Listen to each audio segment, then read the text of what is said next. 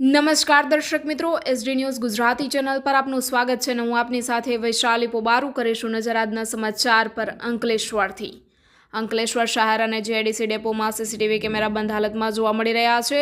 JIDC depot પર લાગેલા CCTV parcel વિભાગની પ્રાઇવેટ એજન્સીના તે પણ બંધ છે. સૌથી વધુ મોબાઈલ અને પાકેટ ચોરીના બનાવ જેઆઈડીસી ડેપોમાં બનતા હોવા છતાં તંત્ર નિષ્કાળજી સામે આવી રહી છે.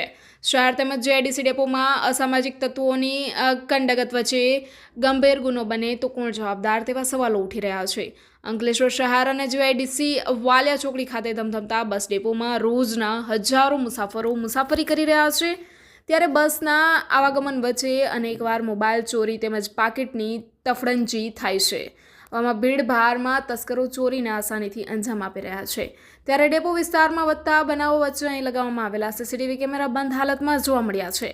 વાલિયા ચોકડી પિકઅપ બસ ડેપોમાં જ સીસીટીવી કેમેરા લાગેલા છે. તે માત્ર પાર્સલ સેવાના એજન્સી સંચાલકે લગાવ્યા છે, જે પણ ક્યારેક ચાલુ તો ક્યારેક બંધ હોય છે. આવામાં કોઈ ઘટના બને તો સીસીટીવી ફૂટેજ મેળવવા જતાં મુસાફરોને ઉડાવ જવાબ સાથે કેમેરા ના ચાલતા હોવાનું સાંભળવા મળી રહ્યું છે. ત્યારે એસટી નિગમ દ્વારા અહીં સીસીટીવી કેમેરા લગાવવામાં આવ્યા જ નથી, તો શહેર ડેપોમાં લાગેલા સીસીટીવી કેમેરા સદંતર બંધ હાલતમાં છે. અહીં દિવસ કે રાત્રિના કોઈ ઘટના બને તો સીસીટીવી કેમેરા મદદરૂપ થવાના બદલે ફારસરૂપ સાબિત થઈ રહ્યા છે.